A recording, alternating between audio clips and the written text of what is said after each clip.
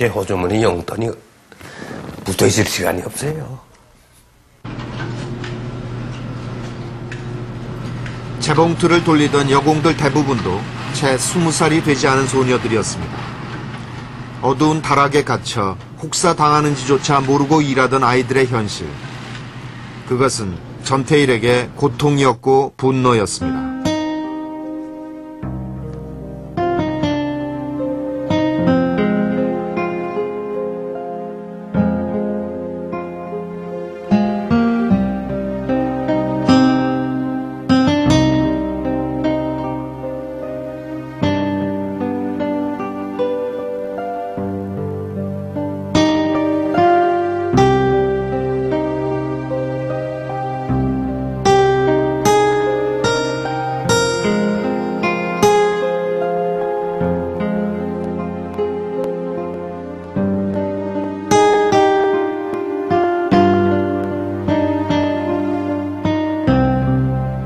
전태일이 이러한 평화시장의 현실을 본 건 정작 그 자신도 보호받아야 할 나이인 17살 때였습니다.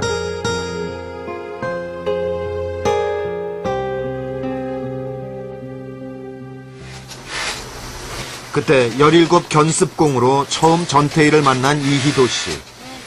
쉰을 훌쩍 넘긴 나이가 됐지만 그때 견습공들의 모습을 생생하게 기억하고 있습니다.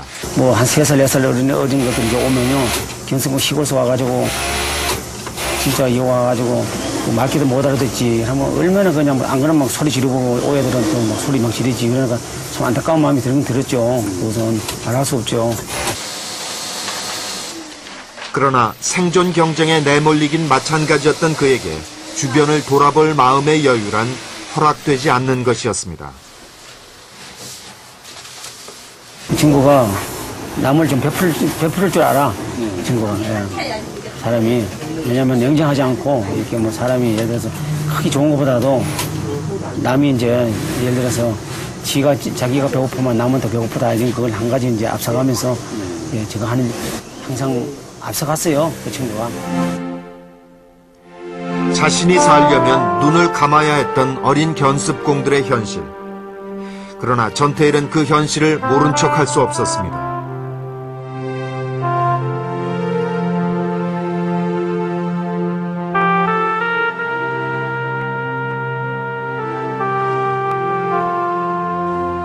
그 당시 평화시장에서는 이 정도의 공간에 5~6명이 모여 일을 했습니다.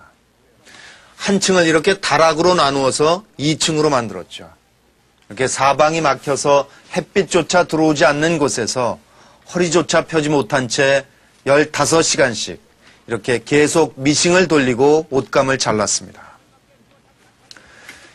심지어 업주들은 10살 난 어린아이들까지 각성제를 먹여가면서 일을 시켰습니다. 평화시장은 당시 저임금 경제가 만들어낸 노동 착취의 상징이었습니다.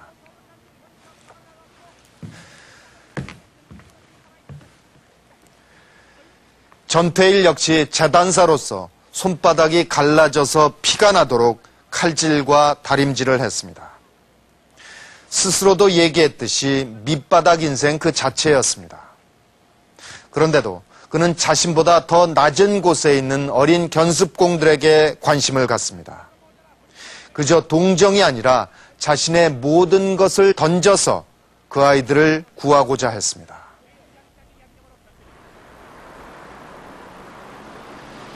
서울 도봉구 쌍문동. 아유, 안녕하세요. 아유, 안녕하십니까. 예. 전태일의 어머니 이소선 씨는 이곳에서 아들 전태삼 씨 부부와 함께 살고 있습니다. 건강은 좋으세요? 이제 금방 육아에서 와가지고 기분이 봤었어. 육아에서만 오셨어요? 지난 33년 동안 이곳을 떠나지 못한 어머니. 여기 왔지. 예. 이곳은 그날 아침 마지막 길을 떠난 아들과 함께 살던 그 집터입니다. 이건 20주기 때 찍은 거다. 내 마음 한구석에는 우리는 부모놀이를 하지 못했기 때문에 아까운 아들을 잊어버렸다. 그 마음의 죄책감 때문에 말만 하면 내 한구석에서 막 그 상처가 끓는다. 그러니까 처음에 죽었을 때 모든 것이 부모 탓이고 너무 일찍 알았다. 아무것도 모르고 덤벙거려 살았으면 지가 죽기까지 결단을 했겠는가. 없는 사람 사정을 너무 많이 알게 해줬다는 것이 죽을 결단까지 내리지 않았는가. 전태일의 장례식 때가 되어서야 발견된 5권의 노트. 이 노트는 아들이 남긴 유일한 유품입니다. 여기 이제 이 절망은 없다. 일기 곳곳엔 삶의 번민이 가득합니다. 지금도 어머니는 상처투성이었을 아들의 속내를 정면으로 마주할 자신이 없습니다. 속사정을 속속들이 알기에 불쌍한 사람들을 보면 마음이 언짢아졌다는 전태일. 실제로 대물림된 그의 가난은 죽는 날까지 그를 괴롭혔습니다.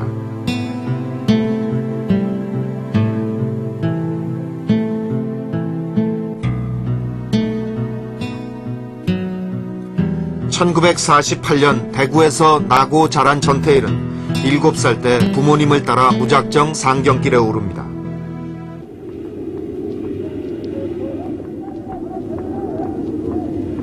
전태일 아버지는 대구에서 봉제업을 하다가 몇 번 실패했습니다.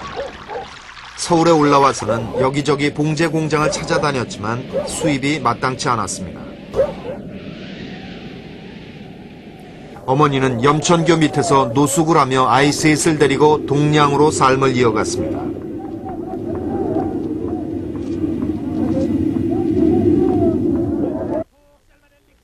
(1960년) 겨우 자리를 잡아가나 했건만 아버지 전상수 씨가 큰 사기를 당하면서 가족은 천막촌으로 쫓겨났습니다.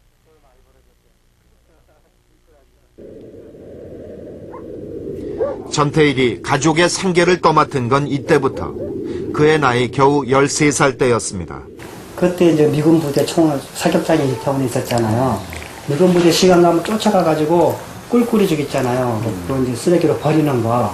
그걸 주워서 끓여서 우리가 먹고 그 연계를 해야 했었으니까 그 과정을 총들이 최형이 다 담당을 한 거예요. 또 나랑 그 이제 양쟁이 들고 쫓아가가지고는 그걸 얻어 가지고 와서 우리 식구가 먹어야 했었고 먹고 살아야 했었고 아버지는 기다리는데 오시지 않고. 어떻게든 돈을 벌어야 했습니다. 그러기 위해서 전태일은 거리로 나섰습니다. 신문파리는 물론 우산장수, 껌파리, 서울역에서 동대문으로 가는 손술의 뒤미리까지 닥치는 대로 일을 했습니다. 남는 시간은 동생과 함께 구두 닦기를 하고 밤에는 또 연탄 위에 놓는 산바리를 만들어 팔기도 했습니다.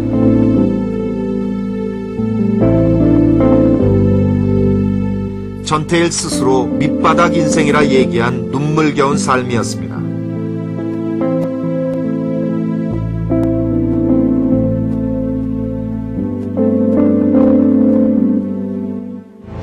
전태일 평전을 쓴 조영래 변호사는 전태일의 그때 삶을 이렇게 해석합니다.